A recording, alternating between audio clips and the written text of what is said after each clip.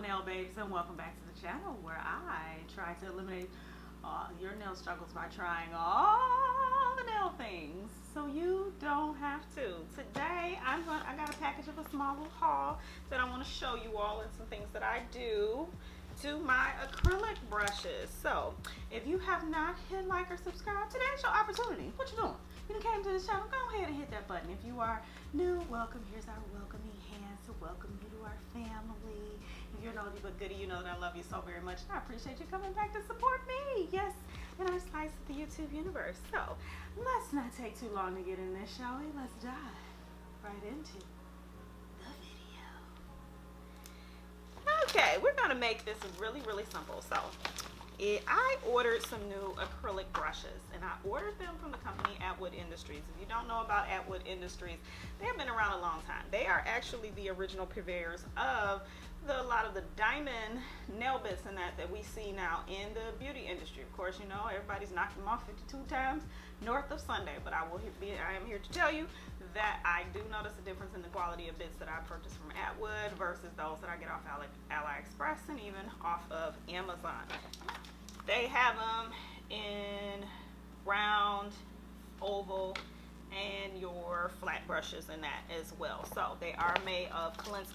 So I'm going to show you a couple of new ones that I have gotten because I had purchased one a couple of weeks ago in one of my nail groups because I had been looking for some brushes, and I was like, you know what, I need a new nail brush, okay? Because sometimes you want to move up in size, and then I just wanted, you know, a better quality brush or whatnot. So this is the size 12 Clemens brush, okay? I do let them dry upside down before I put them back in the containers here, because if you don't, the monomer that's on the brush from cleaning it will absolutely melt this plastic, you know, without a care for anybody. So please be careful when you are putting it back in here. So it also came with a couple of freebies. Looks like this feels about like a 180 grit file and some type of buffer. So I'm gonna use them. Yes, I will. So I ended up getting a number 16 and a number 18 Clemens brush. Okay, so okay, we have our brushes and that out of the package. So one of the things that I'm gonna tell you I first do, especially with these wooden type brushes, is actually I coat the handles in top coat. And the reason that I do that is because over time, as you're putting monomer and everything else that's on these brushes, it is going to potentially disintegrate these brushes, the wording, and even take, you know, the finishing that off the handles. So I have this is some iGel top coat. It's okay. It's not necessarily my most favorite top coat. I do use it, but I do use it to coat my brushes. And so the first thing I'm going to do is show you what I do. All right, so the first thing that I'm going to do is that I'm going to coat the handles of my brushes in this beautiful top coat. I literally slather it on there all the way up to the metal part. Make sure it's on nice and thick. Make sure it's nice and smooth. All right, so I have my nice little Clemens brush coated all in the top coat, and so now I'm about to stick it in said cooker for like 2 minutes just to allow it to settle in on there. You know what I'm talking about. We gotta bake it and cook it on there. All right, now babe, so off camera I went ahead and coated the handle here on the 16th, the number 16 Clemens brush. So just so you know, when you are going to coat it with top coat, it's best if you use a no wipe top coat, because then that way when you're done, see, no sticky layer, no nothing that's on it. So let me show you how I break in my brushes. So if you don't know, so let's see if I can zoom in for you. All right, most brushes when they come, they have some type of glue, and you can see that it's pretty stiff in my hand, okay? The first thing that you want to do is gently push on the hairs of the brush, okay? Gently push, and you can easily see now how it's fanning out, and you want to gently push on the hairs of the brush. This kind of just breaks up the starch or the glue that is inside of the brush, okay? So this is how you do it gently. So I gently push it, and then the next thing that I'm gonna do is just kindly wipe it back and forth, because that helps to try to loosen up a lot of the starch and the glue that's on the inside, okay? And so now the next thing that you're gonna do is that you are going to prep this brush by putting it in some monomer. All right, so I have my trusty dampen dish here and my bottle that I put my monomer in, just to try to lessen the smell. I'm just gonna go ahead with a clean monomer dish. Don't use old monomer for this. Use clean monomer. And then I'm just gonna squirt it in about a third of the way full, because I'm going to throw away this monomer when I am done. All right, the next thing that I'm gonna do is that I'm gonna take the brush, and usually, especially to figure out the direction of the brush, usually you can figure out the direction of the brush based on where the wording is. Usually the wording is printed right where where the natural lay of the hairs lay, okay? All right, so what I'm gonna do is I'm gonna just go ahead, around in the liquid, just make sure I'm getting all the bubbles out, press it against the sides, and go ahead and press it all the way to the bottom again, pull it up from the sides, drain off the liquid on both sides. Then I take a separate piece of paper, and then I take my brush, lay it flat, and just kind of pull the brush through. Pull the brush through. Pull the brush, and as I'm pulling the brush, I'm actually flattening out the bristles. As you can see here, I'm like pulling and flattening the bristles of the brush at the same time, okay?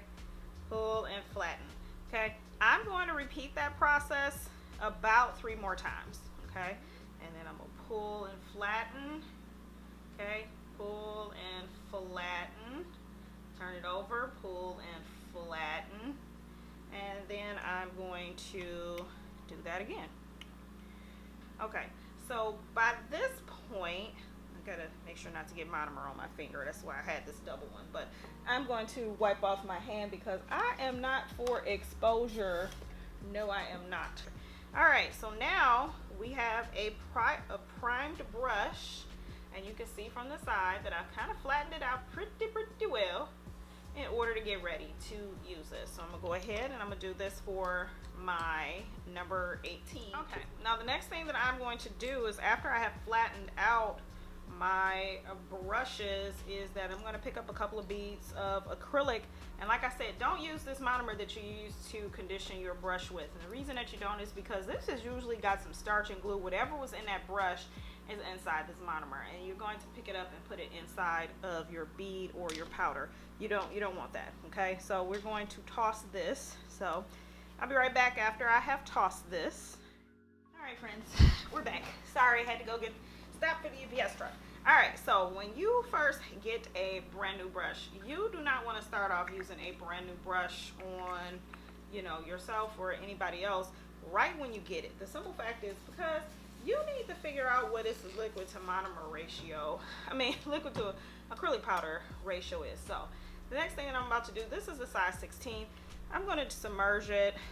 I'm going to tap off half the liquid. This is an iGel Beauty jar, but this is actually Koopa's acrylic powder. And so I kind of want to see what type of beads I get. I was a little dry, but you know. Take off half. Okay, picks up really big beads. Really big beads. Let's see. And picks up the small ones, but holds a heck ton of a lot of monomer in it. This is a good practice as well when you get a new brush, so that you can figure out like your ratio with that particular brush. Okay, so I kind of figured out what I need to do with the 16. Now let's look at the 18, which is a significantly larger brush. This sucker looks like a paintbrush. I have a friend who uses an 18, and she swears that that's how she gets longer nails, or just gets her sets done. So I am interested to see if this will help me to get my sets done any faster. So let's see, let's try to pick up some big beads here. Tap, pull. And this is just a good rule that every time you get a new brush, practice using it for a little bit so that you can kind of see where you need to how you need to pick it up, okay? How you need to pick up the beads. So you can see here I've got a couple of them that's wet, a little bit too dry, because I'm trying to see exactly where my liquid to powder ratio needs to be for this particular brush.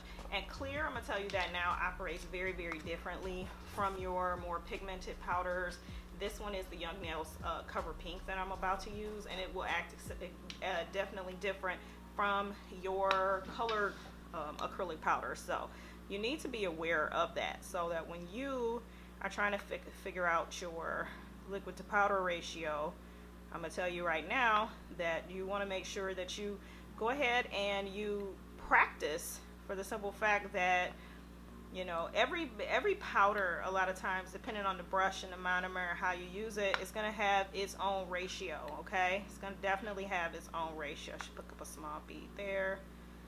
Okay. Pick up a medium bead here.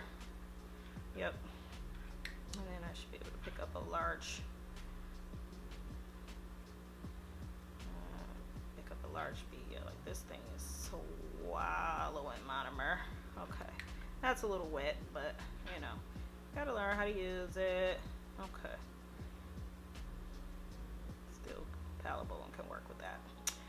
Okay, I will have to say that I do love these brushes, but if you were in the market for a bigger brush and we're trying to learn how to cleanse it and the things that you need to do after you get your brush, then this is a good rule of thumb, so that you can practice with your brush, picking up beads, picking up how to figure out your liquid to powder ratio, figuring out how much monomer probably needs to be in the dish, how your brush responds. You can do all of that, so you make sure you do that. You don't want to just get a new brush and start using it, and especially with the powders and stuff that you use all the time. So hopefully you learned something here today, and I helped you out in learning how to condition your brushes and all of that great, good, wonderful stuff.